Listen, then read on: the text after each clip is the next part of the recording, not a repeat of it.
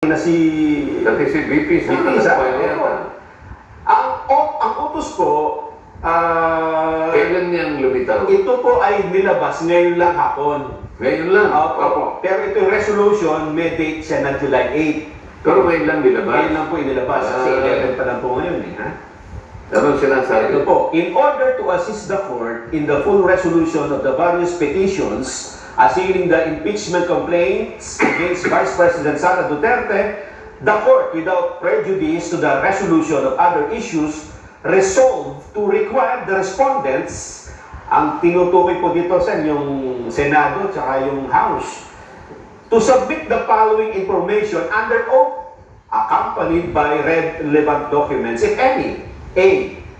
The status of the first 3 complaints filed by private citizens. B. The exact dates on which the complaints filed by the private citizens were endorsed by a member or members of Congress. C. As to the complaints filed by private citizens, whether the Secretary General possesses discretion on when to transmit to the Speaker of the House of Representatives any impeachment complaint properly endorsed by a member or members of Congress. D.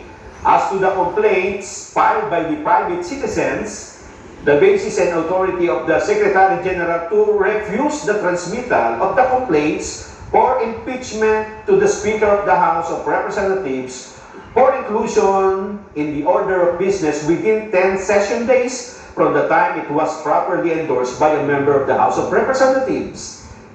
E.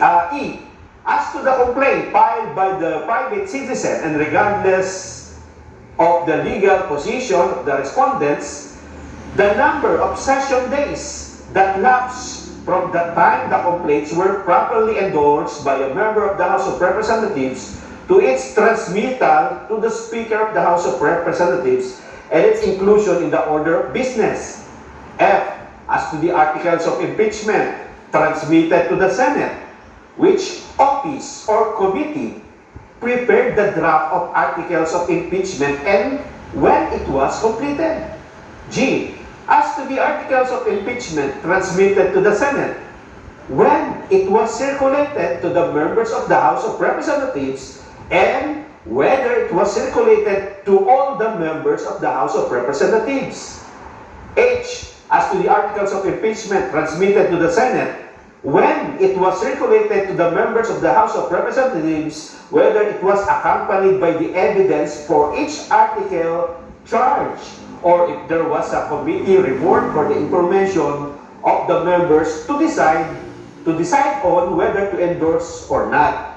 As to the evidence supporting each and every article, whether Vice President Sara Duterte was given the opportunity to be heard on the evidence shared with the members of the House of Representatives.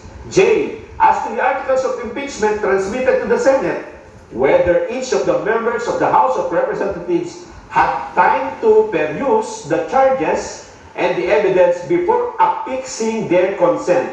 And pinakahuli K. As to the articles of impeachment transmitted to the Senate, when it was included in the order of business of the House of Representatives for consideration by the entire plenary. The respondents are given non-extendable period of 10 calendar days from receipt of this resolution within which to respond. Ayan po.